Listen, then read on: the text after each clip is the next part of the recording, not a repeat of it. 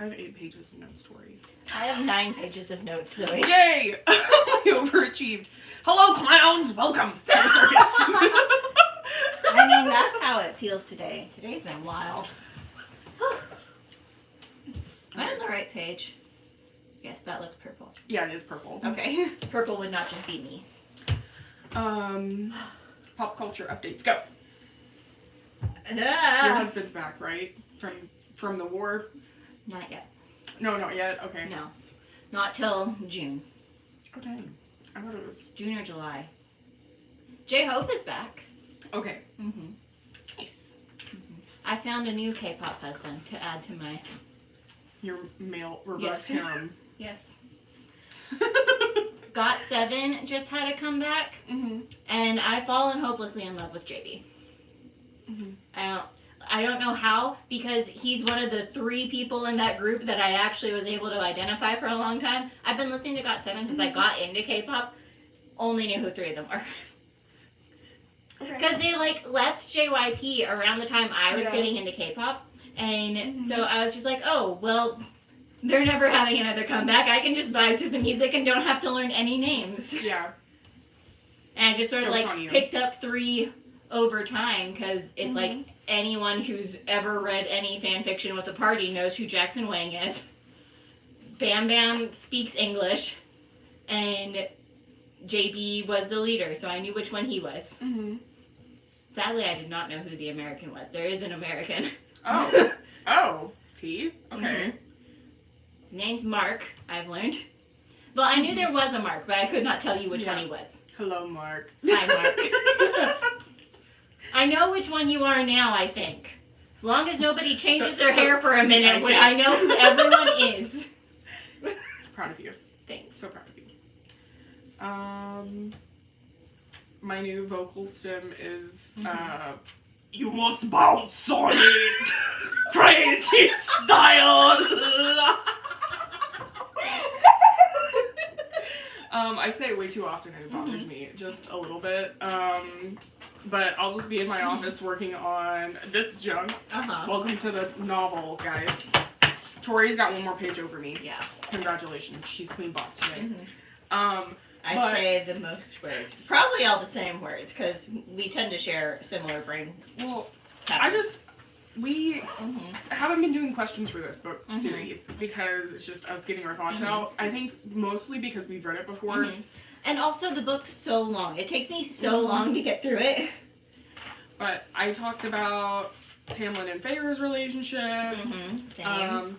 I talked about... I basically just went chronologically, and it's like I read the book and was highlighting things that I'm like, this seems like it'll be important. And then in the last few days, I've been going through the highlights and being like, okay, what do I want to talk about in that? And now here we are. I talked about healing and empowerment, family dynamics, themes of power and control. I have a whole section called sexism. Ooh, fun. And then I talked about... My hair looks crazy. Do I have paint in my hair? I can't see far away. I don't think so. I think I'm okay. Yeah, I think you're good. She let her hair down. Have we ever done one of these with your hair down? You usually have it up. I can't remember. I've done it with my hair down before, but I usually end up putting it up partway through just because it gets hot with the light. I get that. Okay. And then I did a whole thing because we are Rhys slanderers around here. Yeah. As well as Tamlin. But I went through and I have a whole thing of comparing and contrast. Oh, this one's closer. I can look at this one. I don't know why I was trying to see that far away. But I have a whole comparing and contrast thing with them and their abusive behaviors. So my hair looks crazy. Maybe it will go back up. I took it down because it hurt. Yeah. But it looks insane, so it's gone back up. Did you see that they're coming out with a Sabrina Carpenter Funko Pop? I did not. But they didn't make her eyes blue. Which is weird. It's just black, the little black Funko Pop eyes. I would have made them blue, but that's just me. They've made other ones have colored different eyes. colors. Yeah. So I was like, why'd you do my girl dirty like that? Yeah. Rude. I've been going feral for Chapel Roan lately, especially since she won. Same. Since the Grammys. Speech. Yeah. Her speech was wonderful. Yeah. I loved it. The fact that she sat her award down on the ground. She's like, I need to talk right now. Yeah. And her little hat. You remember that?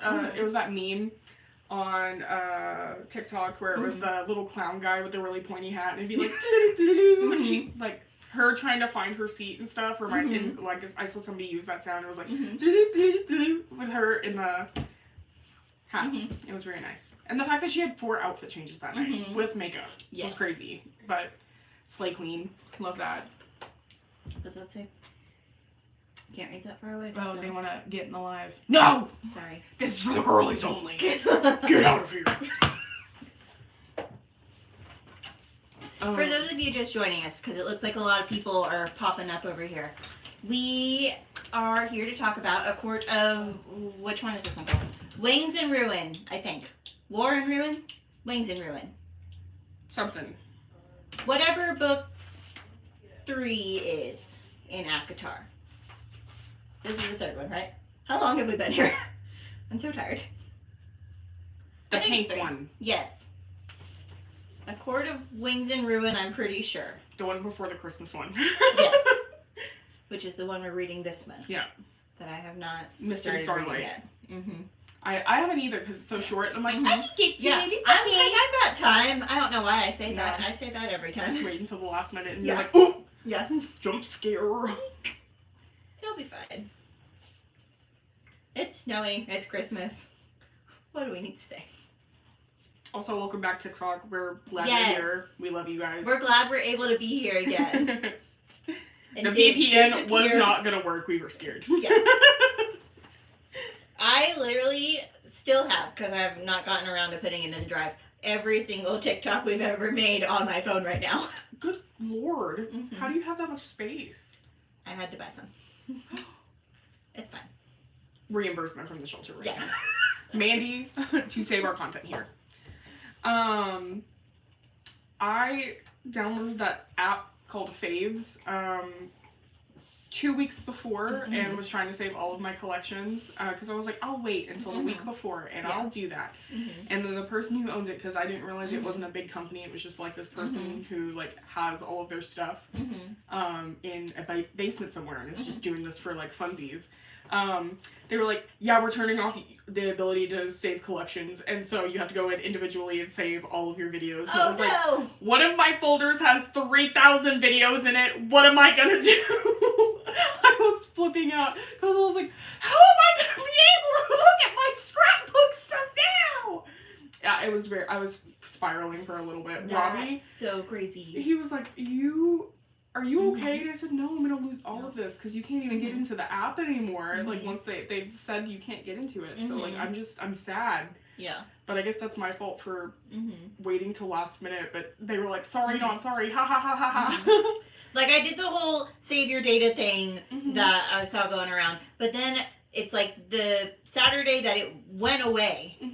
I saw another video talking about how, like, oh, well, even if you save your data, it's getting saved as a TikTok link, so it wouldn't work. And I was like... the TikTok links didn't work. I had it here on a hard drive, an external drive. And so I was like, I'm not at work. I can't look to see if that's true or not. So it's like, I guess I'm saving them all to my phone now.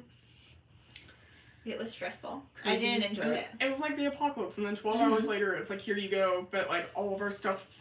I know it took a hot minute for my For You page to get back to normal, because it was like, Yeah, it's taken a minute for mine. It was different.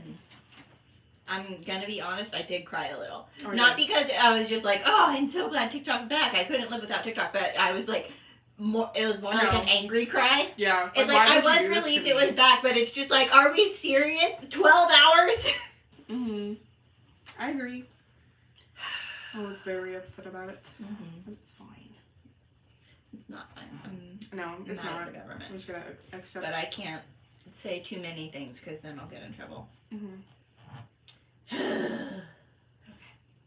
Spray bottle for the government, everybody. Everybody, spray. I was watching a video this morning. It popped up as I was doing my morning scroll, what's it saying? Swipe.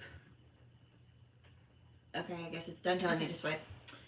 I hope that wasn't important. But it was talking about this lady who's a preschool teacher, and she was saying that the kids in her class literally do not have the hand strength to like do like the spray hand sanitizers.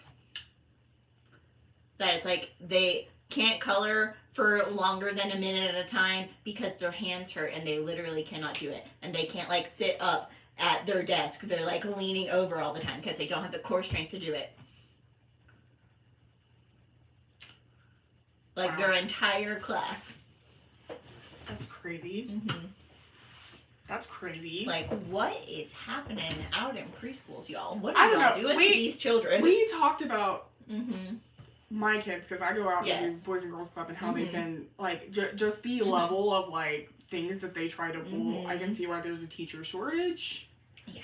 Because, like, I am voluntarily doing this for my job, and putting it out there. And, like, there are some days I literally want to, like, go home and cry. Yeah. And I do cry, because it's like, why are y'all being that horrible? You should not be this horrible at this age already. Like, I've always had, like, the backup plan in my mind of if this job drives me crazy and I need to leave being an advocate, it's like, I can always just go back to teaching. I've got the degree. I can just re-up my license. But it's like, at this point, it's like, not a chance in hell. Well, like, I keep telling myself, like, the kids that I'm dealing with were like, COVID babies. Yeah. Where they didn't get the socialization. Like, and the older ones were, like, they were in those first couple of years. They were meant to be in kindergarten, meant to be in first grade, whatever. And, like, we're at home. Home. So I don't know. Yeah. Little goblins. That's what we call them affectionately. Little goblins. But yeah. Do you want to start talking about the book? So, since we've got 12 million pages of notes to go through here. For those of us just joining us again, we are going to be talking about A Court of Wings and Ruin, we're pretty sure is the name of it. Because we don't have our copy right in front of us. Book 3 of the ACOTAR series. I hope you've read it. I hope you're ready to slander Tamlin and also Rhys, because we are equal opportunity haters here. If not, spoiler warning is your fault. Yeah. Sorry, not sorry. All right, so my notes go chronologically. So would we like to talk about the Spring Court first? Sure. Okay. So my first thing that I have here is, is to talk about why people return to abusive situations. Pretend this is educational and not just pure gossip slander time for 2 hours. It will be. So, there are a lot of valid reasons why someone will return to an abusive situation. If you're just joining us for the first time, we are domestic violence advocates. We're a domestic violence shelter, and this book club is for people to learn about different dynamics of domestic violence through media and pop culture and books. So we do nonfiction books. Yeah. We do books that are really big in media or like on Book Talk at the time. And I don't know why we decided to do this series. I mean, it's a huge series anyway, but like, I mean, we stick with trends. We do trendy stuff. We're just trying to get through this series. Yeah. We've got 2 more? 2 more? Yeah. If she releases a third. There is a. I mean, I doubt she'll release it in the next 3 months. Yeah, but there is a. I was going to talk to you about this. It is from Rhys's POV that they sell on TikTok. It is not Sarah J. Maas writing it. I don't think. I think it is just like somebody being like, here. Because I've seen it on TikTok way too many times and it's purple. And I was like, Supreme fan fiction? Is this going to be our first fan fiction piece? Because we've talked about doing that where we like go find like really horrible fan fiction and be like, yeah. But I don't know. Anyway, there you go. So if you're familiar with A Court of Wings and Ruin, this book, then you know that Feyre, we start the book, has gone back to the Spring Court and is a spy within the Spring Court midst to take down Tamlin. Mm-hmm. And like I was saying, just to pretend that we're educational and tie it back to what we do for work. Yeah. There are a lot of valid reasons why someone would go back to an abusive situation beyond just being a spy hell-bent on revenge. Mm-hmm. You could go back for your kids. A lot of people have to return due to financial reasons. It could be like a housing insecurity issue. It's like they literally have nowhere else to go because you get like so isolated from your friends and family. It's like you literally have no one that you can turn to. There might not be shelters in your area. Yep. Like we're in Arkansas, it's like the shelters that we have here, there's not a lot of them and they're very spread out. Mm-hmm. So it's always full. Understandably hard for a lot of people to get in and like be close to home. Mm-hmm. So there are a lot of valid reasons why people may return to abusive situations, and I just say that because people get very judgy about it. Mm-hmm. Whenever I post a video about someone returning, and it's like, why would you go back? Why didn't you just leave? Blah, blah, blah. And it's like, there's a lot of reasons why. Yeah. Lead with compassion. Okay. Next. The next thing I have in my notes. Was someone screaming? Yeah. Okay. That tracks. Just some stimming. Yeah, that's just stimming. It's It's fine. It's good. I do that too sometimes. The next thing I have is talking about the cycle of violence that we see from Tamlin while she's back. Because he does, and you'll see this a lot in abusive relationships as well, when someone does return or they're like still in it and it's like you're just sort of going through this cycle, Tamlin tries to be better. He tries to like give her more of a leash and is like constantly apologizing, tries to just let her paint, tries to like agrees to let her go to the wall with Lucian and the Highburn people and like tries to be less controlling until he realizes that he's losing control and immediately gets worse. And it's like, oh, buddy. There goes any redemption arc for you, bud.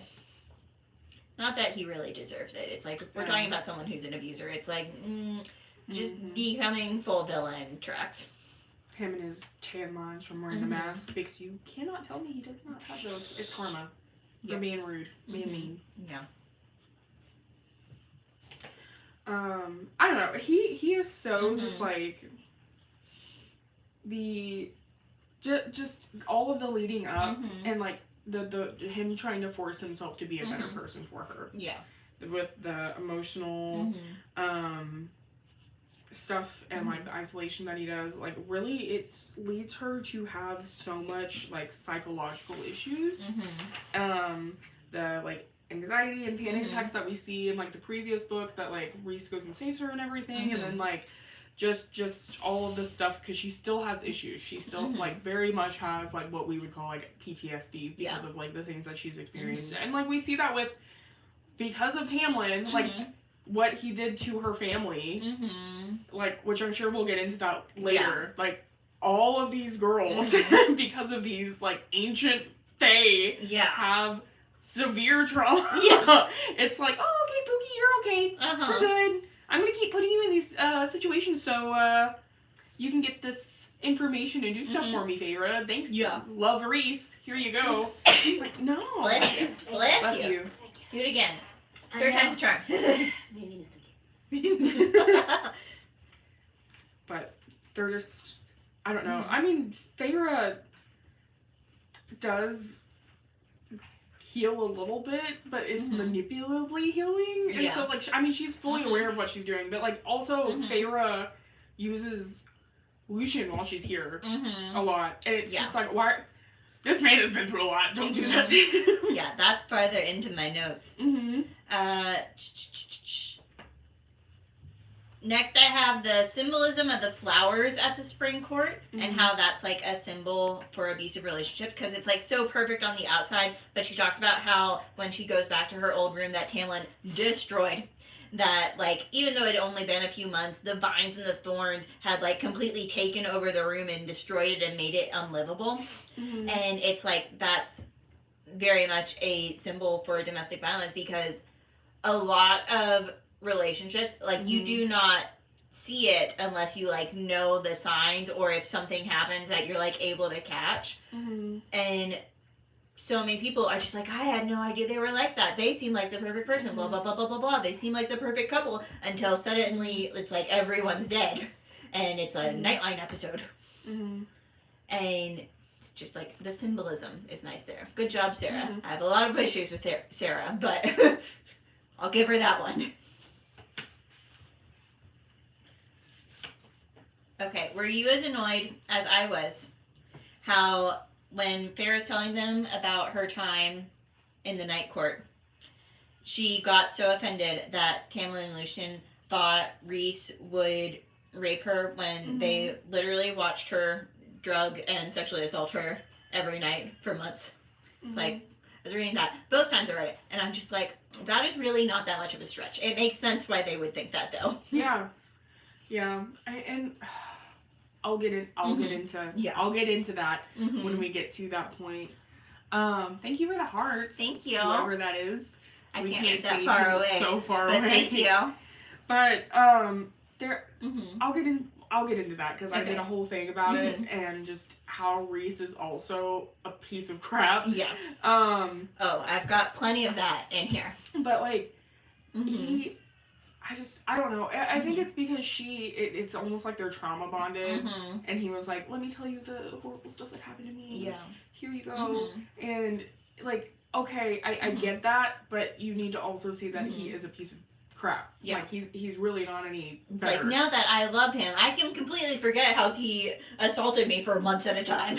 Like, it's like, what? But I think, but we see that all the time with people who in real life situations too. It's like, oh, okay, well, this person's better, but they keep getting, it's this cycle of violence that is continual, sadly. So they just keep getting into these like abusive situations, and like, this one might be a little bit better, but it's still an abusive situation, and it's not fair. And it's really hard to break that cycle once you do get into that situation. Okay, next in my stream of consciousness notes here, Lucien tells Farrah that when he got back to the house before Tamlin when she left, and he found the ring on the floor and he hid it. So I wonder how much of Tamlin's actions in book 2 and him like selling out the entire country to get Farrah back is because he didn't know that she left the ring behind. And he thought, it's like, no, she still loves me. She wouldn't leave. She's got the ring. She has been kidnapped by him. That must be what it is. And it's like, she writes him that note, but as far as he knows, she doesn't know how to read. Yeah. So it's like, anyone could have written that note. So it's like, how much of that or does he think is justified? Her and is like brainwashing her. Oh, I see comments, but I can't read that far away. What? 8 elixir. Okay, thanks.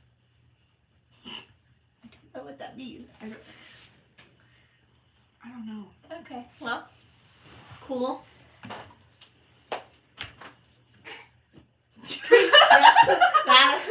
Thank you.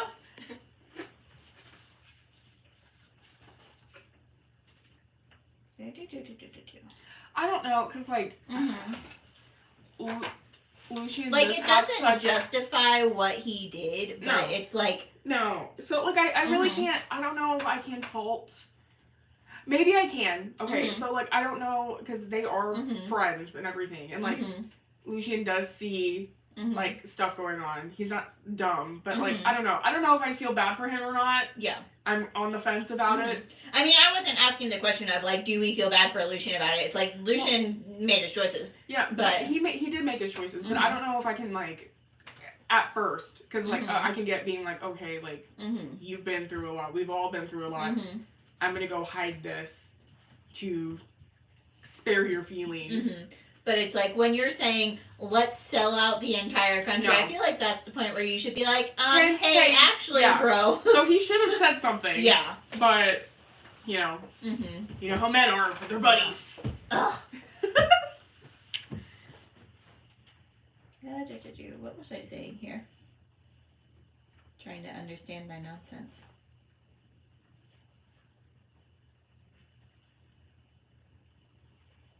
Okay. Farrah talks to Lucian and Alice about how she was suffering and... how Lucian and Alice had seen how Farrah was suffering and had lied to Tamlin to spare his feelings when she left. And she wondered how many had seen her suffering and done nothing to help her. And it's like, the answer is everyone. Because even, like, the guards later on, they're like, we're sorry for all of it, when they, like, are on her side instead of Tamlin's. It's like, everyone saw it. But that leads us into another educational moment of how often people in real life are disregarded when they are in abusive relationships. How many people see what happens and don't say anything because it's private family business, or because it's not their place to say something. How many people come forward because... Wait, what was it saying? How many people come forward about abuse and people try to talk them out of it and say, are you sure that's what's happened? Or they're so nice though, did you do something? Or people pressure them to stay together because of their kids or for their church or to protect their image. Or tell them not to speak out against their abuser if they leave because it's not classy to spread your business everywhere. Or it'll poison your kids against their other parent. It's like, no. It's like, if abusers want people to think better of them, they should try not being abusive. That's the camp I'm in.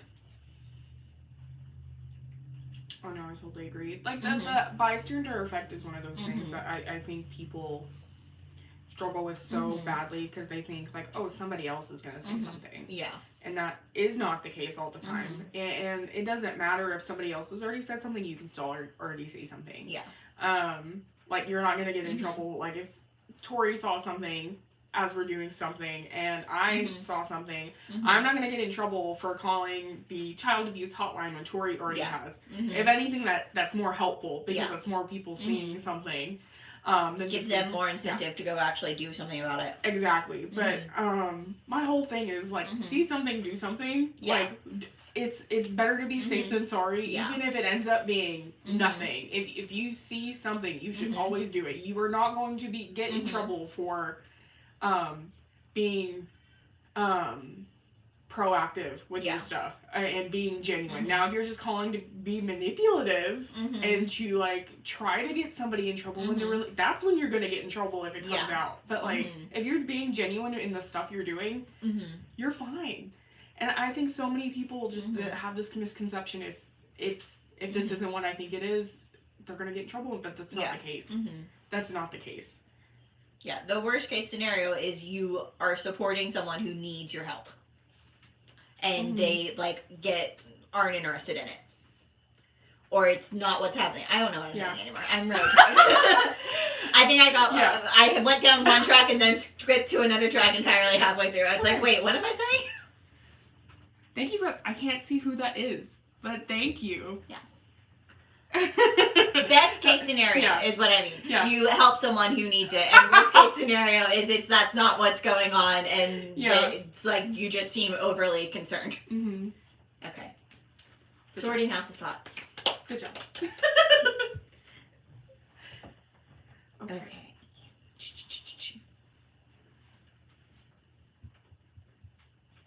Do you have a lot to say about Farrah using Lucian as a pawn to manipulate Tamlin? Because that was the end of my sentence. Okay, so, I mean...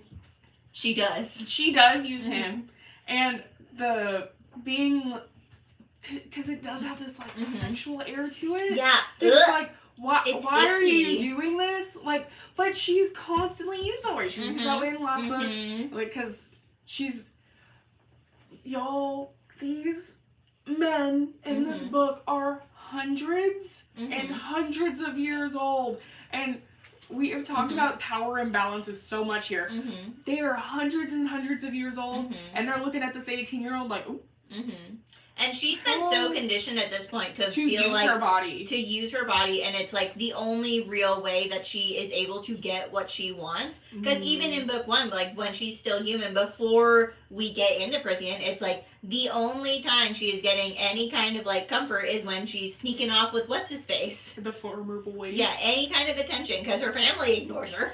Yeah, because he doesn't want to marry her. Yeah, he wants to go marry somebody else. But like, am I gonna get my rocks off with you? Yeah. Sure. But like I talk about sexism a lot. I have a whole section about sexism in this book series. But I think so many people in this book find the women in this series so empowering. But there is such a level of sexism and just misuse of like gender. Yeah. It's so hard to look at it and be like, oh, okay, yeah, bro, you do that. Oh, okay, yeah, that's okay, Rhys. You use your wife. Use your wife for that. Yeah. Sorry, buddy. Like, no, it's not okay. I don't know. The whole world is set around these like traditional gender roles and like how we're supposed to be thinking and like how we're supposed to be doing things, and like women are just expected to be passive and obedient. And in this book, especially when you're seeing like all of these different things happening and like it's women are always at the backseat. You don't ever see them like taking a role, and then like when Feyre like actually gets to be the High lady. It's like there's not a high lady. What? And they just talk down and manipulate her. Yeah. And like Rhys does step in. He does his thing, and he's like, oh, macho. But like they only stop because they're scared of him, not because they're scared of her. Yeah. You know. Because he's the most powerful High Lord. Yeah. Which I've got a whole thing about that later. So. Oh, I know. Like I know. I have a whole thing to complain about him. Like. And just like the power structure at all. It's like a whole paragraph where I'm just like wildly confused at the end of my notes here. It's like, what the hell is going on here? Okay. Question. If the cauldron turned Nesta and Elaine into Fae, how wasn't Jurian also turned into a fairy? How did he end up as a human still, when he was literally being built from an eyeball and a tiny bone? I don't understand the science here. Logic? Well, like, you know how it is. It's like, ooh, in fantasy books, they're like, oh, don't worry, I won't get pregnant. I took the magical root that grew from the tree. Like, not, like, the logic with stuff is just... I don't know, but I feel like she did that on purpose because, like, the power that he would be given, it's like, I only have time for certain villains, it's okay. Yeah. No. He would use his power for bad, even though he was supposedly a good guy. I don't know. He's a whole complicated thing. I don't know where we're going with this guy. Yeah.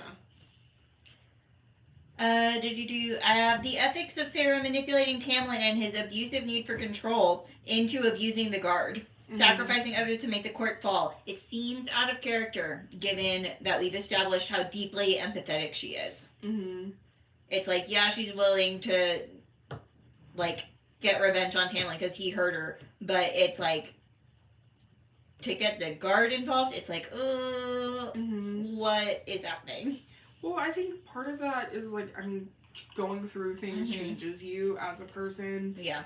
And then you have your abusive, secret husband telling you to do things, and, like, it's for the betterment, you know? I mean, we talked about that in the last book, how they have, like, Valaris.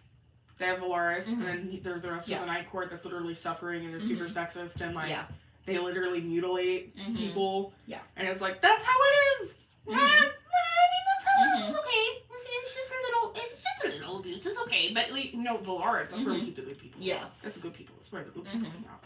So it's like, when you have that as the love of your life, when you have that, like, have that as your example of, like, ooh, I'm gonna make you high lady. Like, no. I just... Yeah. is she horrible for doing that? Mm-hmm. Yes. Mm-hmm. Are some people going to be like, well, she had to do that, like they do with everything else in this book series? Yeah. No, she didn't have to do that. But okay. Mm-hmm. The next thing I have is talk about Iantha. Is that how you say her name? We're going to say it that way. And how women can commit sexual assault too. Because so many people think that it is just men. But women can be abusers as well. Both in domestic violence and for sexual assault. Mm-hmm. It's not as common. I mean, statistically, we know that men are more likely to be the perpetrator. But it does happen. So it is important for everyone of all genders and identities and all of it to know the signs, to know what you need to do to get help, to know how to help other people. It's like anything can happen to anyone and anyone can be a perpetrator. Mm-hmm. Don't just assume someone's safe because they're a girl. Mm-hmm. Snaps. I can't snap. Okay, my last thing for the Spring Court is justice for Lucian. She literally did it. I could read a whole book about him. He's got stories, and I want to know them. He's been through a lot. Like, that's the thing about her. I love Sarah. I love her. All of her books, I love them because she is such a good writer. But she has her faults. Yeah. You know, it's not like, but she can make so much money off of all her stuff, and I know she has. She makes, because like, I want to know about all of these men. I want to know about how. I want to know all of Lucian's stories, please. I agree. I agree. Okay, do you have anything else on the Spring Court before we move on? Okay, no. My next plot point is just an insane theory. So, brace yourself. Buckle up. It's not even a theory, it's just a quandary. A film theory. Yes. Okay. A book theory, if you will. Ooh. Well, not even a theory. It's, again, not a theory, just amusing. Oh, you people will think I'm nuts, but that's par for the course at this point. Okay. In the scene where Feyre and Rhys reunite after she's back at the Night Court, he snaps and all the dirt and blood is off of her, so she looks clean, but he tells her that the essence of the dirt is still there. So the dirt is still there, it's just for aesthetic purposes. Then, a few pages later, he snaps all of his clothes off and they disappear. So, is the essence of his clothes still there? Is this the perfect time? Or is he actually naked all the time and he just like snaps the illusion of clothes on all the time? With him, I feel like he'd be naked all the time. It'd be like a alpha. All of his clothes are merely an illusion. I'm the leader. Guys, you hear that clapping? Oh, sorry. It's just Rhysand's balls clapping as he walks. Because his clothes are an illusion.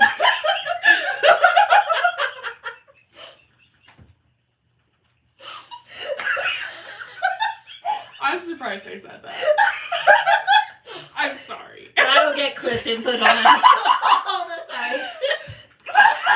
This is the important question that we need to know. Somebody said something. Whoa, what book is this? LOL.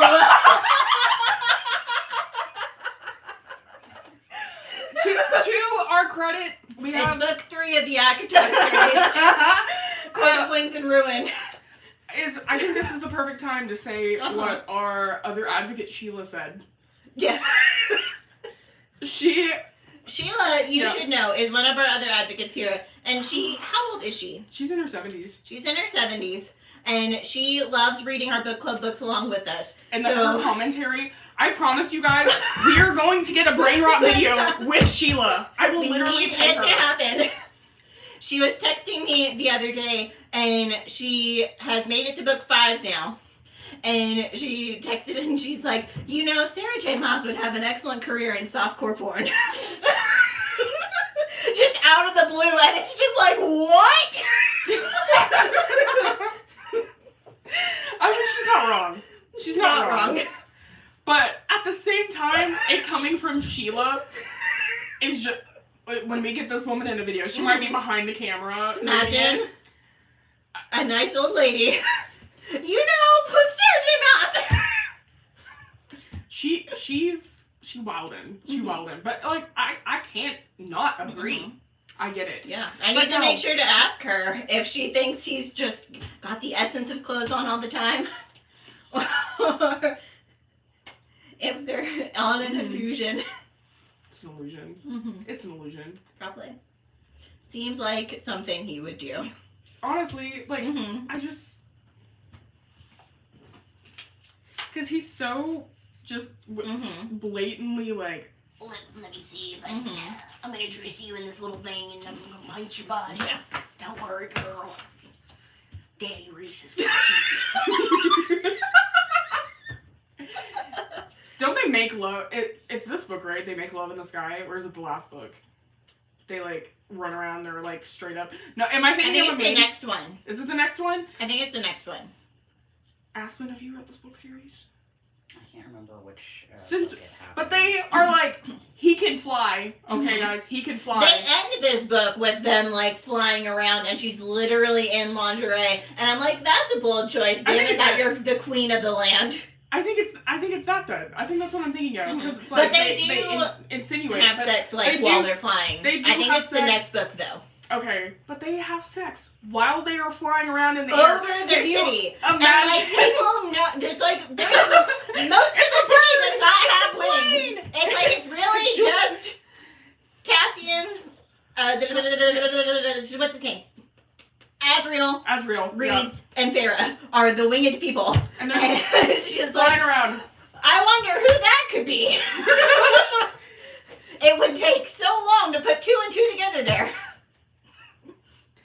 Oh, damn it. Everybody stay inside.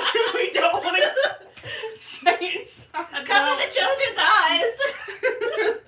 No school today. The High Lord and High Lady are running around making high babies.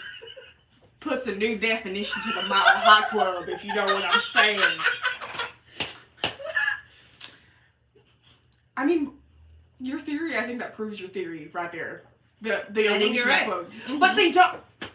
It's like, I'm gonna make your clothes disappear. Or it's a sensor bar just flying through the sky.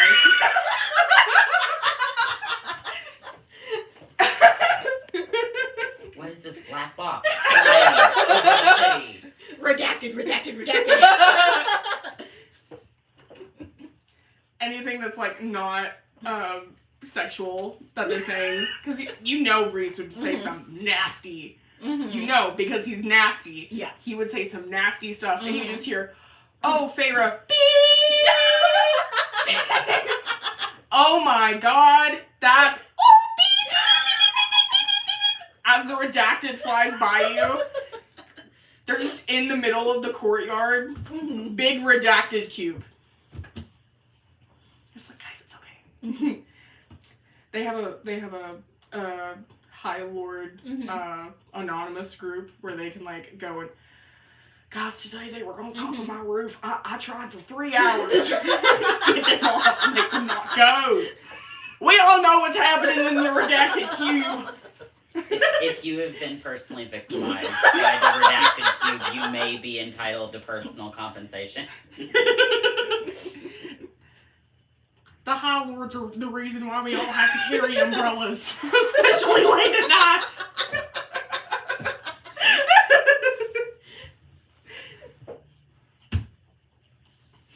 If you have your kids, you shouldn't in this life. Sorry. If you're a child, I'm sorry.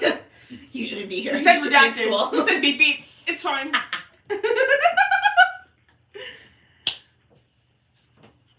Okay. Moving on. No more redacted cubes. Not for a little bit, anyways. Okay. My next point was how each of the Archeron sisters coped with their trauma and becoming Fae differently. Cassian talks about how he understands why Nesta's, the way she is.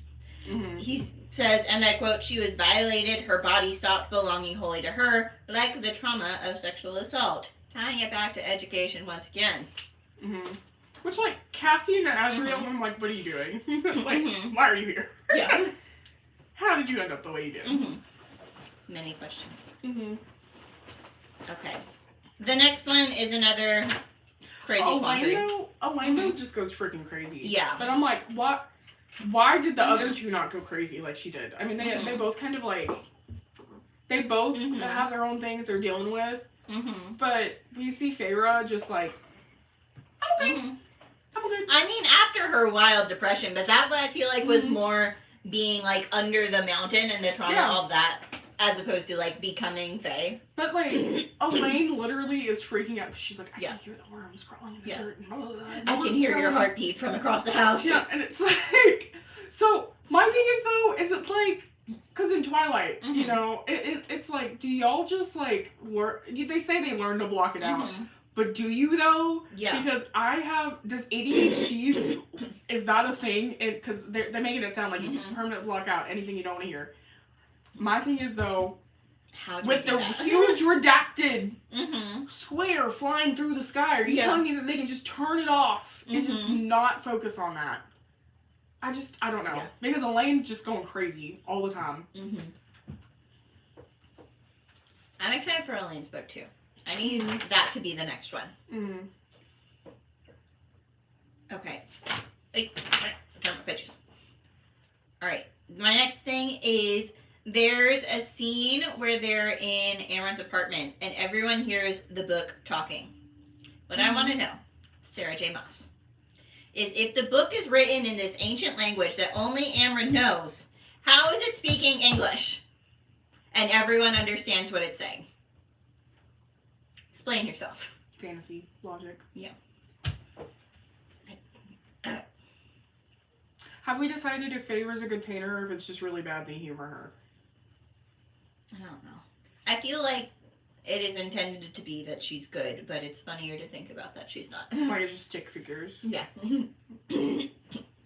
I think we can talk about that more in the next book. When we do our arts and crafts time during book club. I gotta figure out what I'm gonna bring for arts and crafts. Same. Since it is such a short book. Okay. Did you have somewhere you were going with that? No. Oh, okay. I came up with an idea, but it's okay. Okay. I'm just gonna be like, this is Feyre's drawing. This is actual Feyre's drawing. It's two like eye holes born into paper, just like staring at everybody because she was like, I painted this above the doorway because I love it so much. And it's like, it's fine. We should do a comparison between her and Bella because like who's better? Who do you like better, Bella or Feyre?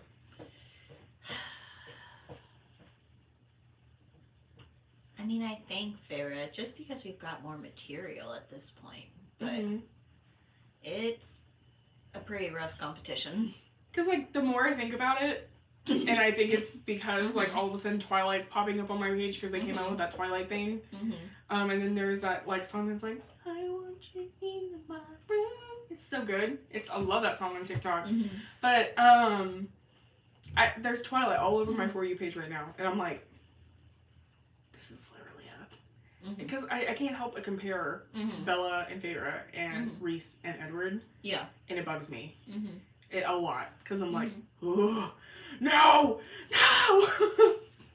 And now for my dissertation, where we were going to compare and contrast. Cassian and Asriel just remind me of Emmett. Like, that's who I put it on. Like, I could see them carrying around, like, with their wings, they just have bags of eggs, because for whatever reason, Emmett had bags of eggs.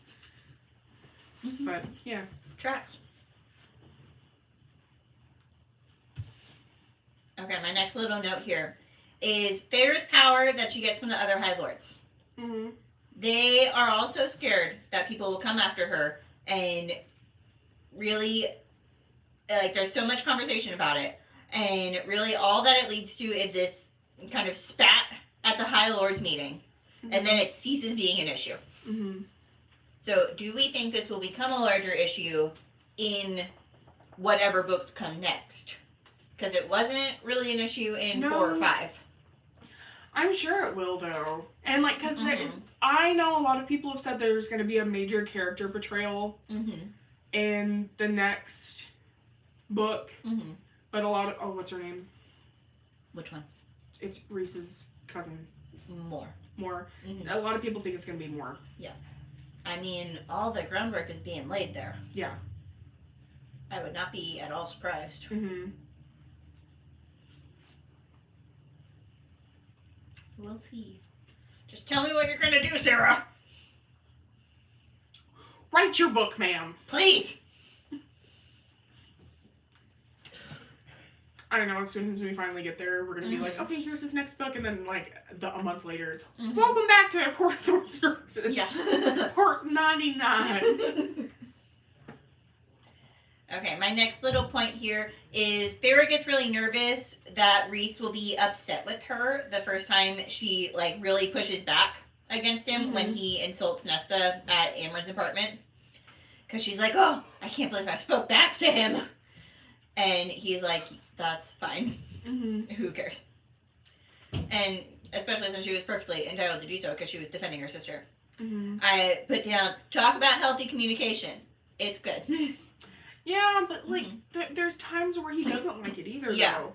Because it's only like if it's convenient for him that it's okay. Yeah.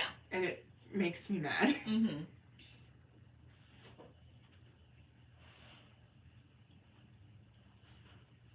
I feel like I had more to say about that, but I don't remember what it was anymore, so we'll throw it in later if I remember. Okay, let's talk about the importance of the library as a safe space for the priestesses who are healing from assault. And I will give Rhys 2 points that is a good thing that he did. My next point is going to make some people mad because it made people mad already, but it is nice that exists, that there's this sort of like almost domestic violence, rape crisis shelter for all intents and purposes within Velaris, and it's like, good job. And that's all the due credit he's gonna get, because literally right after they finish talking about that, they start being so icky. Yeah, being sexy in the library, and it's like, yeah. This is supposed to be a safe haven, not a porn shop. Yeah. Like, I know it's supposed to be sexy, but it's just, like, so icky, and it, like, made my skin crawl that they were being so, like, overtly sexual. And after they literally just got done talking about how it was this safe space for the priestesses and each other, because they both acknowledge that it's like, we're both victims, this has happened to us. I want to take you on the table right now. And it's like, what? Whiplash.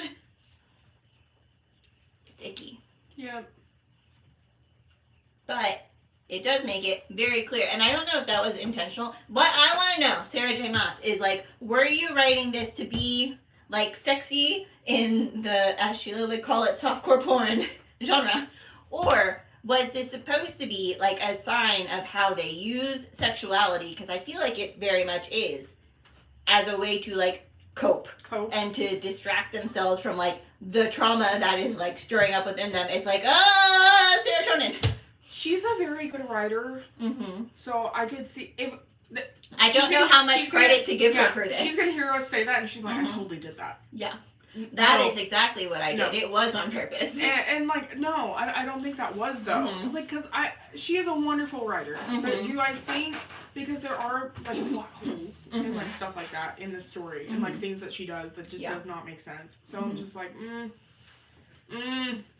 it's like, it's very clear that is what's happening, but it's like, was it intentional, or are we just, like, picking up on that? I don't think it was intentional. Yeah.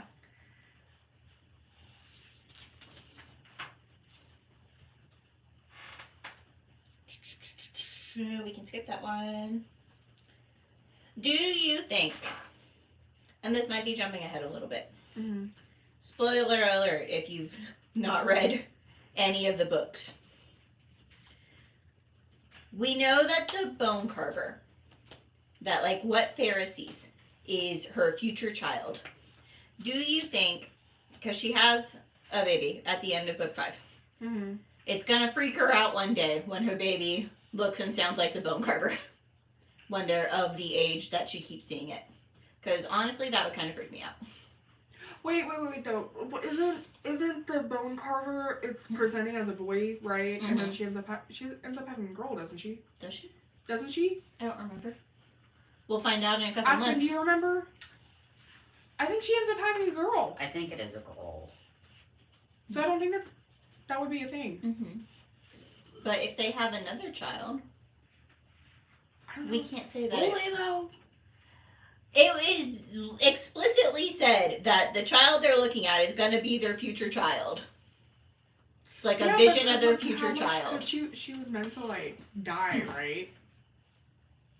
Was she? I think she was meant... Wasn't the pregnancy supposed to kill her?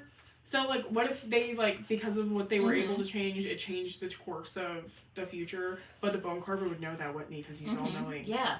But what if they, like, got a one-up on him? When have they gotten a one-up on any of them?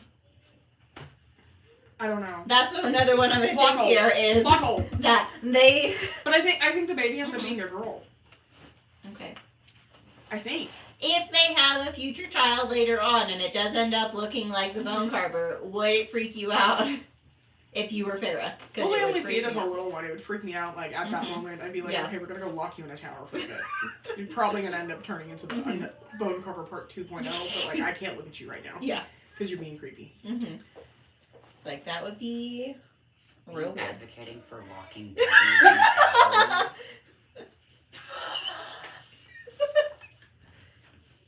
You know, corporal punishment should be more of a thing. I'm kidding. Wrong live stream. Banned on TikTok right now. I mean, that's what they're doing to the bone carver. They're like, oh, okay. They get confused. They let the bone carver free.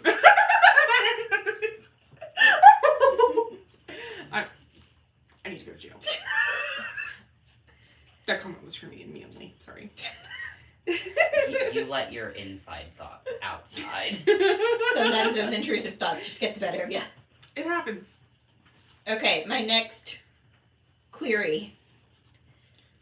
The Bone Carver talks about how there was an ancient Fey warrior that trapped him and his siblings, whose bloodline is now long gone, but still runs through some human bloodline.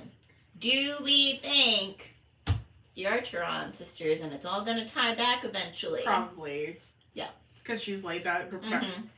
This is why she has all these powers. Like, oh my god. Yeah. But if that is the thing, you're going to sit here and you're going to tell me that y'all had to struggle this hard to win that war, where she literally just holds on to a pot the entire time when she could have probably won the whole thing herself. Literally Jack Sparrow and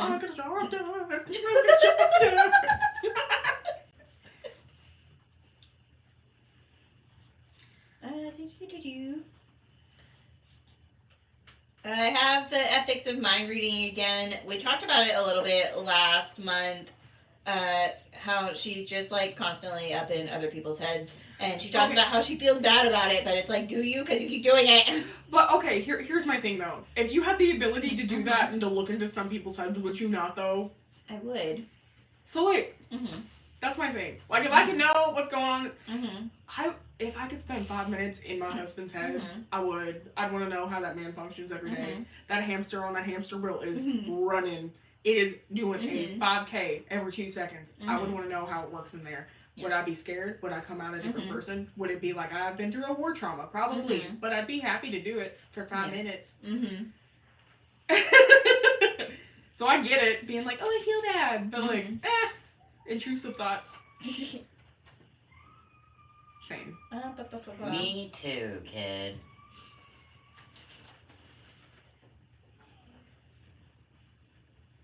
Okay. Let's talk about how toxic the whole mating bond thing is. Because it's pretty icky. I don't know. I think the whole... Okay, so the whole thing of, like, this is your fated mate.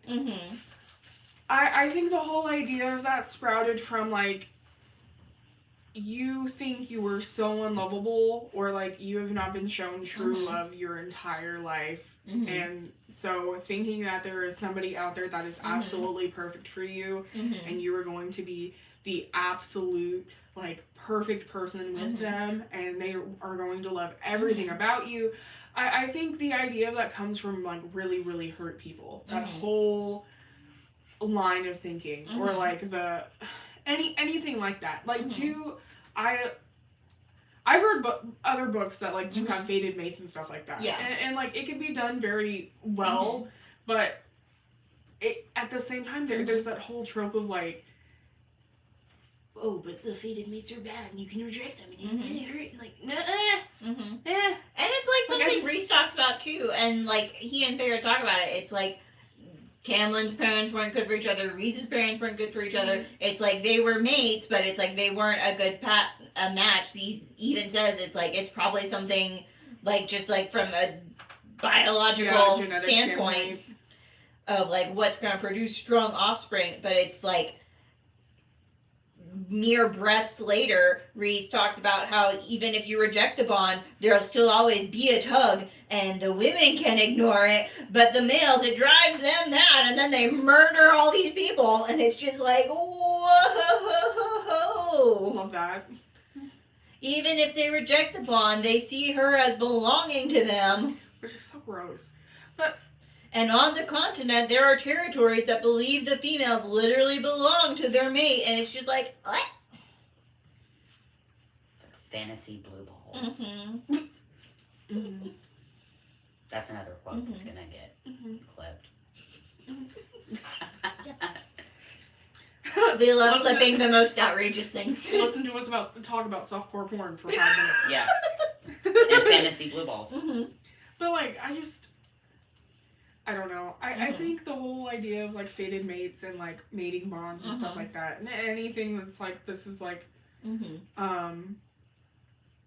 like romantic tropes. I think come from people who have not gotten those sorts of things. And like, while yes, like the idea of thing is like love at first sight, and I can't read that far away. Oh, is it puzzle time? time? Puzzle time! It's puzzle time! We're an hour into it. Been yapping for an hour. The book sounds interesting. It is interesting. Fonzie. Hi, Fonzie. I know who that is. Okay. Hi. Who's Fonzie? We played Fortnite together. Oh. Welcome, Fonzie.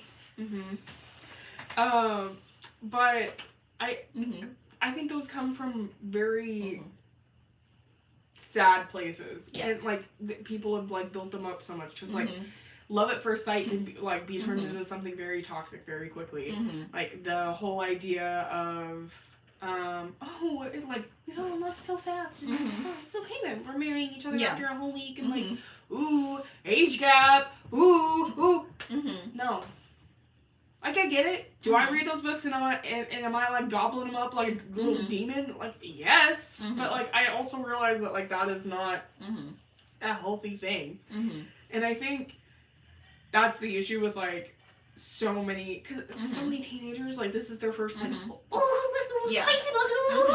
Like, I get it. I get it. But you need to be able to realize that there is a difference between like what is in these books and real life relationships. You do not want a man like Rhys. You do not want a man like Tamlin. You don't even want a man like Lucian. But really excited for that book though. Yeah. But you gotta be able to separate fantasy from reality. And it's not just this book. It's all books. Yeah. I feel like we have this conversation basically every time we talk about a book that's not like nonfiction. Yeah.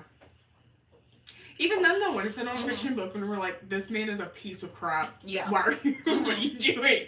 Yeah. Or woman. Like, women too. I feel like we're like... We're equal opportunity haters, as we've already established. We will hate everyone. Okay. Kendrick Lamar is going to come in here and talk about how much he hates everybody right now. It's fine. He'll have to fight us for the biggest hater crown. He'll probably win. He got a bunch of Grammys, but it's fine. We're very competitive, so we'll give him a run for his money. Alright, this one isn't so much like, tied into the plot. It was just a random thought that I had as I was typing this out. Now that we all saw what Kanye did at the Grammys, can we talk so again? Weird. I didn't even know. I didn't even know you had that on there. And we just talked. Okay. Yeah. Can we talk again about how gross what Rhys did under the mountain with Farrah was, and then when they went to the Court of Nightmares in book 2, how he's like constantly dressing her like so scantily and like using her like sexually for entertainment. It's like ick. Ick. Yeah. First of all, if you think what Kanye did Mm-hmm. is okay, No. get off this page right now. Yeah. Because it's not. Come fight me. Because you could tell, you could literally look at her and tell how Mm-hmm. uncomfortable she was. Yeah. And the fact that they were just escorted out. Mm-hmm. If you have not seen that dress she was in, I mean, yeah, you can't even call it a dress. Yeah. Like, it was a piece of, like, mesh over. You could see. I'm shocked everything. they did not get arrested. Right? And, like, I just, I don't know. But you could see, like, she just looks so, like, Out everything. of it and uncomfortable. Everything. Even, like, when they're walking up, you could see.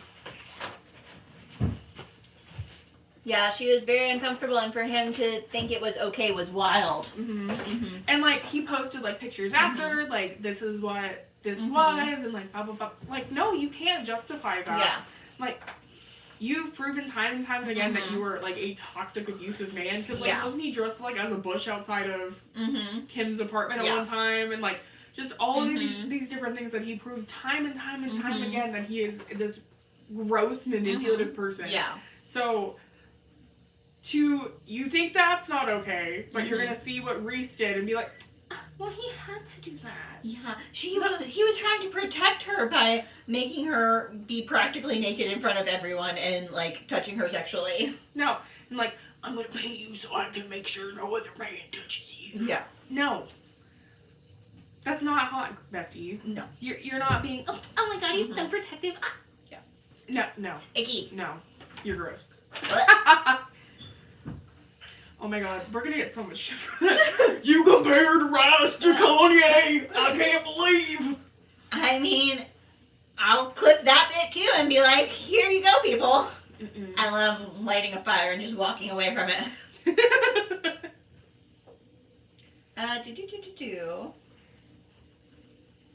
Okay, my next one isn't so much a question as just like a random statement. When they all go down to the Court of Nightmares, and she's like highlighting now, and some of them like use their mind powers to reach out and touch Pharaoh with their powers, and she like clamps down on him, and Rhys is like, don't you know that it's not polite to touch a lady without her permission? That is a pretty bold statement, sir, from someone who has literally touched the same lady many times without her permission. Snaps. Ugh. Okay. Next. Kier, is that how you say his name? We're saying it. Is the worst. Not only is he a Highburn sympathizer. What was I saying there? Oh, was I the only one who totally thought that he was going to switch sides at some point in the book? Yeah. I was like totally shocked that there was not a major backstabbing moment. And what he did to Moore, but he expects Rhys to literally traffic Farah and let him have sex with her to get his army. It's like, ew. Honestly, how has Rhys not murdered him yet? Is it far reaching though with like everything he's done? No. Does it make it okay? No. But is it that far reaching to be like, oh, okay, hey Farah, can you go back to the night court and go hang out with Tamla for a little bit, please? Thank you, princess.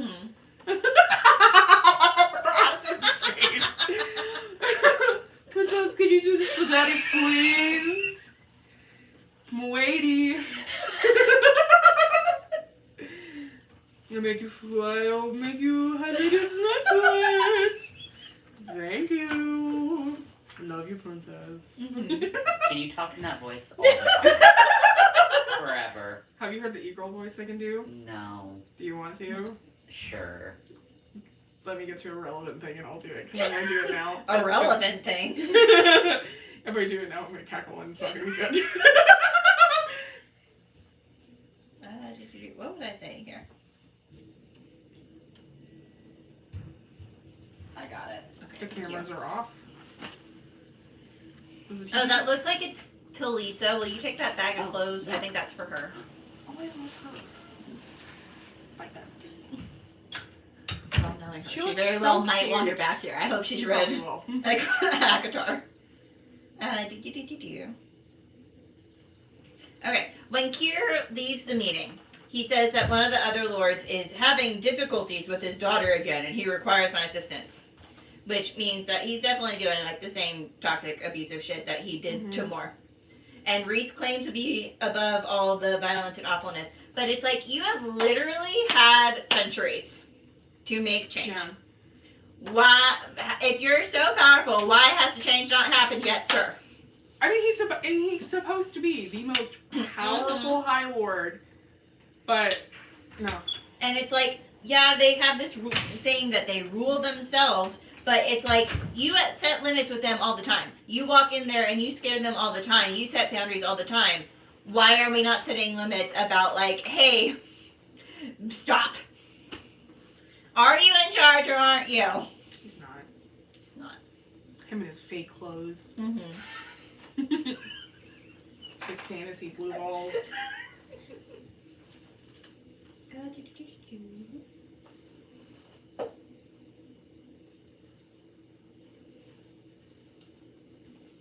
Alright. My next little point is Eris talks a few times about how he has had a reason for leaving Moore in the woods that day. He tells Moore that there were forces at work that she hadn't considered. And talks about how Moore knows what he did, and she just isn't telling anyone. And that he helped Lucien escape after they killed his girlfriend, and he didn't participate in that. Are we ever going to get answers, Sarah? What is this guy's deal? Do we hate him? Because I really want to hate him. But it's like, is he a good guy? Are we going to get a redemption arc? I don't understand what's happening. What's the reason? Calm down, princess. It's okay. I can't calm down. Also, if Eris supposedly saved Lucian's life, why does Lucian still hate him? I think there's layers. You can, somebody can do something nice for you, and you can still hate them. Yeah. I just don't.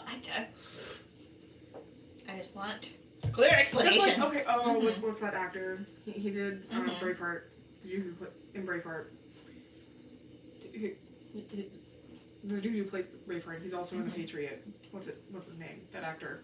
Mel Gibson? Yes. Okay, like, he has done some horrible crap, but people love his movies. Like, people like, oh, okay, like, he does, but he, I know he said some horrible stuff, but he donates a lot to charity, or like, the, like, whole, like, with the artist thing, like, oh, I know Michael Jackson did this. I know people have come out and said this about Michael Jackson, but Michael Jackson, ooh, yeah, like, it's, like, but Thriller. Jeez, Diddy, like, yeah, everybody loves Diddy. People still defending Kanye. Like, and it's one of those things, like, people can do horrible stuff. They'll do, like, they'll make these beautiful things, like, they'll make these beautiful masterpieces. The freaking dude who made Coraline is a horrible person, and it makes me want to do horrible things, because I love that movie. It literally makes me want to cry. I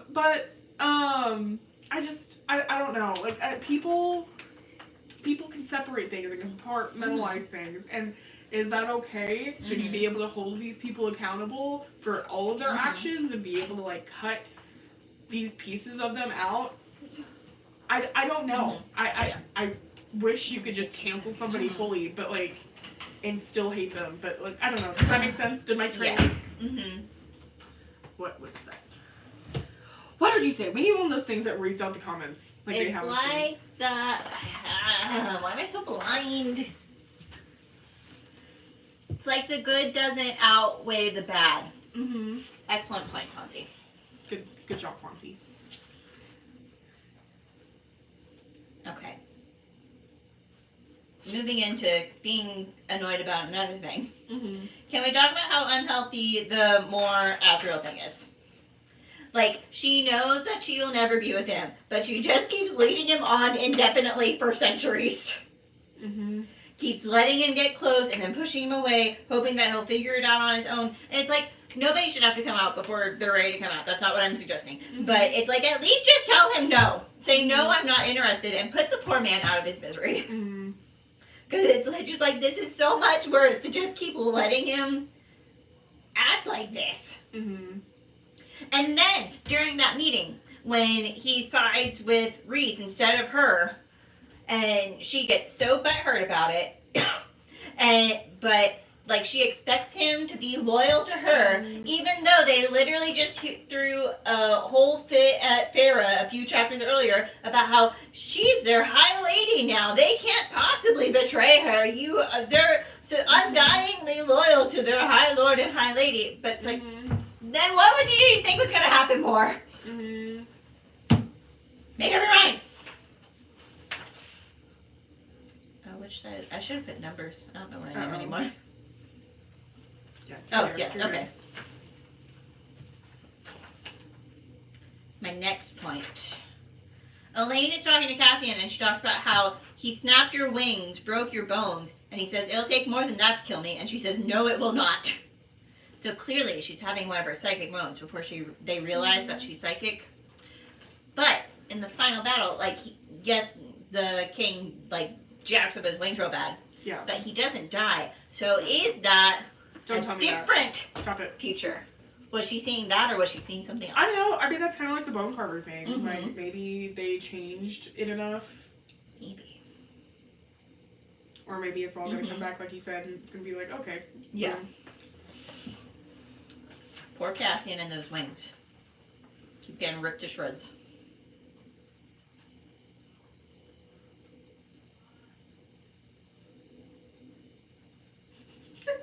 Just right. What? Just right.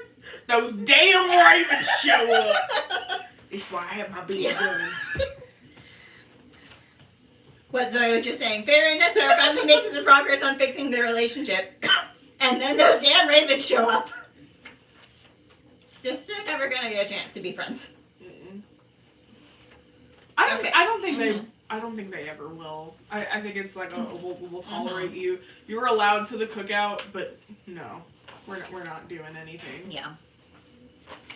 You're allowed to the cookout, but you're not allowed to bring anything. Yeah, we don't trust your cooking. I know you let the count on the counter. Okay, my next point here. We'll see if my nonsense makes sense. Because this page in particular, I was starting to lose my mind a little bit. So, I said, okay, but how was Valaris' ward so strong that they were literally able to hide the existence of the city for millennia? Like, nobody knew this place existed, and then they got attacked by Hybern twice in a few months. Like, didn't we say in book 2 that the wards are super powerful and they make you want to go in a different direction if you, like, wander upon it and you get there and you don't see anything and you leave and you, like, forget it existed. And, like, even if they showed the queens through the truth ball thingy, it's not like they gave them map coordinates. Yeah. How did they find it twice and figure out how to get through the wards and break through them? And then, adding on to that, why can't they find Draken and Miriam, even though they've got the same wards? Like, if Rhys set up those wards, why was he not able to figure it out? If he's the most powerful High Lord to ever exist. I'm not trying to rush us, but you have many, many papers and it's almost 4. Okay. Yeah. Mm-hmm. 4 minutes off the clock at 4, y'all. Alright, I've got a lot to say still, so you just pick a direction and I'll throw my thoughts in there. I mean, I'm really... I don't know. I mean, we could talk about, like, we could hate on Rhys more. I don't know. Let's just talk about the positives of the book, I guess. I don't have notes on that. I just talked shit in my notes. Same. Because I really feel like we're not missing out on anything. Yeah. I don't know.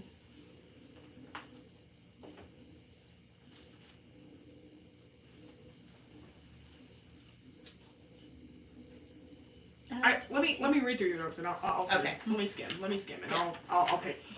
Because I have much to say. This is what we get for starting late.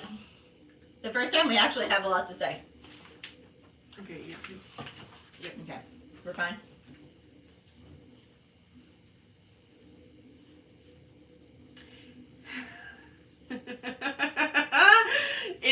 cheesy once again when they have sex in the middle of the war camp. Like, I understand that when you've been surrounded by death and pain all day, this intrinsic need to do something life-affirming and to be chasing serotonin. I get it.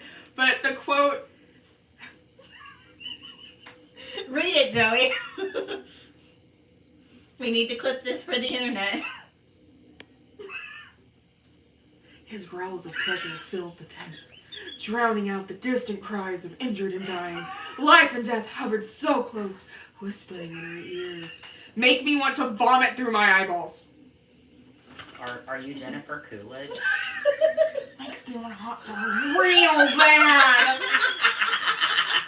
Happy 4th of July, everybody. Do you want the ooh thrown in there? Wait, let me find a quote. I can't. I'll do it off stream. I can't. My face is out here.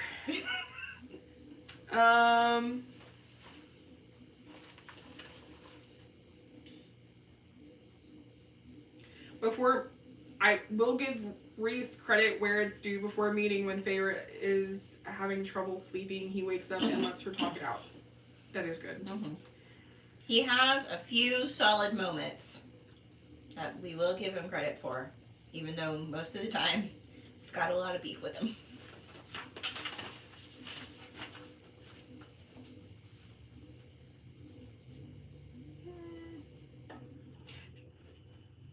Okay, you guys are talking. You're talking about the High Lord meeting here. You talked about it a little bit.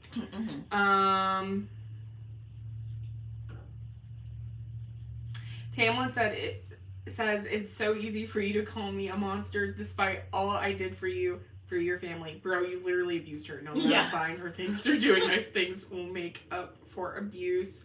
Calls her a whore and spoiled goods. Whore. Tamlin really just leans into the villain angle in the High Lord meeting. Doesn't he talk about which book is it where he's talking about them having sex and it's so nasty and he's like, do you remember that face she makes when she's about to? This one? Is it this one? He chokes him out. Yeah.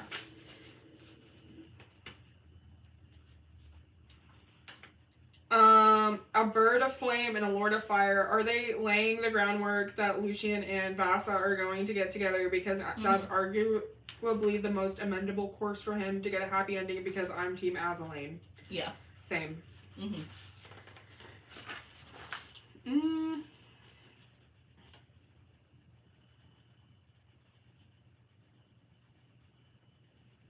trying to read your stuff. Okay, conspiracy theory. What was I thinking? Elaine and Rhysand seem like they both are still cared about each other until he makes a dramatic 180 and says he knows she's lying and wants the ring back. What the hell, man? Yeah. Grayson speaks down to her about Lucien being her mate, so honestly, it's for the best that she's not with him. He seems like a real mean-spirited loser.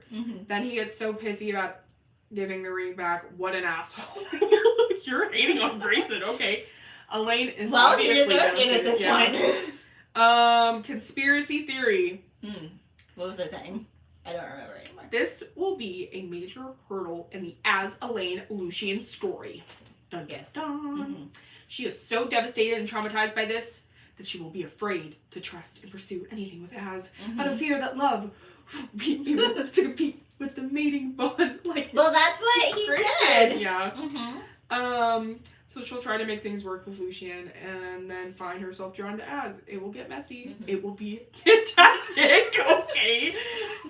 She's like, I need the tea. I just love a little drama. That's my prediction for the next book. I've predicted the entire plot. He'll probably throw some fighting in there just for fun. Someone will be at war. Who? Who cares?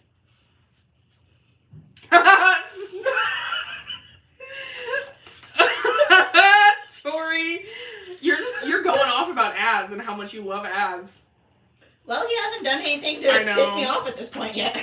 yet. Azriel gently removed the gag from her mouth. Are you hurt? She shook her head, devouring the sight of him as if not quite believing it. You came for me, screaming and kicking my feet. I get it. Mm-hmm. When they get back from saving Elaine, Mort pulls Feyre aside because when I saw you two vanish, I had this thought, this terror that I might not get to see you again to make things right. So she feels compelled to explain things to Feyre, but she still refuses to say anything to Azriel, even though he also could have been gone forever and she's known him and had this complicated history for centuries. Okay, girl.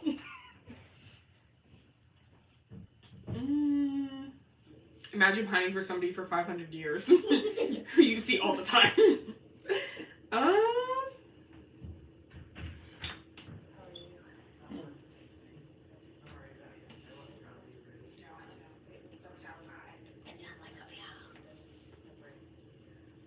Okay, oh my god, Tori. I have many thoughts. You have 5 minutes. Okay, do you want to talk about why you hate the final battle? Yes. I love talking about why I hate the final battle. I have much to say about it. Okay. Point 1. Trying to be fast. They make such a big deal in this book about the Faebane. The entire book. Like, oh, the poison, the poison, the poison. And then they immediately get to the battle and destroy it all. It's like, what was the point? Why? Then, my biggest point of contention is they have spent multiple books at this point building up Feyre as this like powerful female character who's got all these powers from all the High Lords, and she's like arguably more powerful than Rhys at this point. And then she literally does not use any of those powers at any point at all. She's just a baby. Yeah. She like runs across the field and like, don't use your power, they'll see you, they'll find you. And then she stands there and holds onto the cauldron. Yeah. And that's it. The entirety, like, what was all of it for? Why are we doing this, Sarah J. Maas? Do you think that it was, like, learned helplessness, possibly? Maybe. I don't know. Okay. This is what I was talking about earlier. I truly do not understand the power dynamics here in this last battle the more that I think about it. The king and Hybern have supposedly been wasting away for centuries, and that's their whole gripe, is it's like, we've been starving, we've been pushed aside, blah, blah, blah, blah, blah. But they have an army so powerful that they can kill, and he is so powerful that they can literally just, like, kill a death god like it's no big deal. It's like, which is it? Are you starving and, like, so weak, or are you, like, all-powerful? Make up your mind.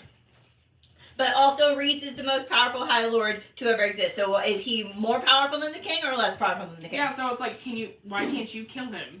And if Feyre has all this power, that probably makes her even more powerful than Rhys, then why doesn't she use it? And even after the king dies, the Hybern army is still overpowering them, but they've been starving and stifled for 500 years, and they couldn't do anything to assert any power for themselves. What was that show back in the day that was like, with our powers combined? Was it Captain Planet? Yes. So why can't they have like a Captain Planet thing? And Yes. like Feyre and Rhys come together and make a Captain Pyrithian and take down the king of Hybern, because like it is one of those things, like together they should be able to take him down. Like if it's not like, oh okay, like maybe you have a slight advantage, but together they should have like, it's 2 against 1. It's like, you've laid all this groundwork that seems like the obvious place you would go, and it's like, I know that like nobody likes an obvious book where you can predict the entire thing, but it's like, what was all the point of all this for then? Because it's not like what we got is like so much more satisfying. Yeah. It's just like a surprise. Is Amryn a biblically accurate angel? Is she the devil? I feel like we were getting symbolism for both of them there. Because the devil is technically an angel. So, it's like, what are you trying, what are we trying to say here?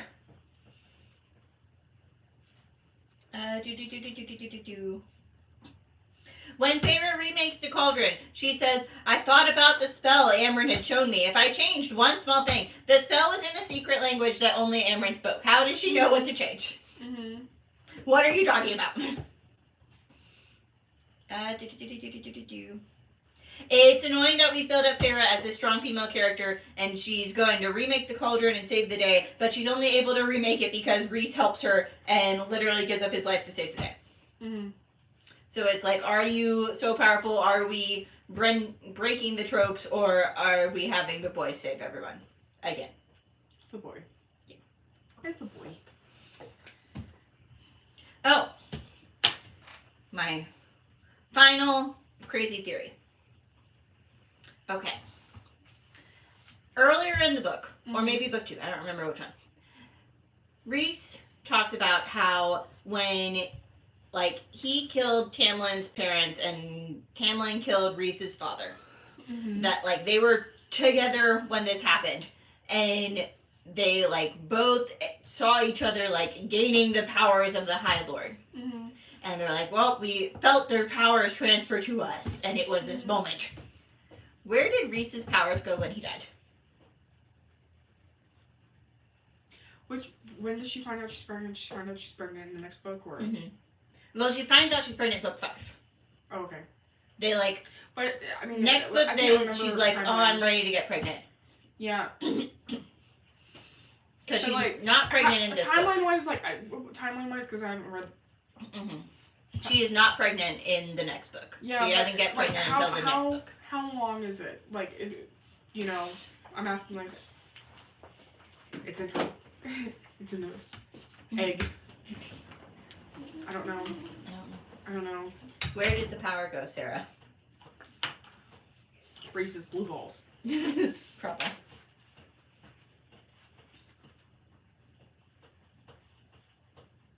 Have you done your background check with Carrie? Yes. Okay. I thought, it's Friday. I need to ask about that. Oh! Be a good internship person. My other query. Final thing, is since we've established that there's these High Lord powers that are inherited when you get this title, does Feyre have additional powers that she somehow accumulates as High Lady? I don't know. And do you think in the Ouroboros, when she's talking about how there's like this monster behind her, do you think that is her High Lady beast form, since all the other High Lords have a beast form? Since the, like, beast crawls on the wall and then, like, oh, it is her. Is that her High Lord beast? Oh, I don't know. I'll think about that. I'll answer that question in the next book club. Okay. Let us know what you think, people. Good job. All right. We're reading I'm sorry I Starlight. Took over the entire conversation the entire time. Bad Tory! No! How dare you? Please, don't let Daddy talk more. I'll let you just do all the talking next time. No, please don't. Okay. What's the next one called? Court of Mist and Starlight. We're reading that one. It's the blue one. That's like this thin. Yeah. This month. We'll see you all next time. Bring a craft. We'll have one. That's all. Bye. Bye. Bye. Bye. Bye. Bye. Bye.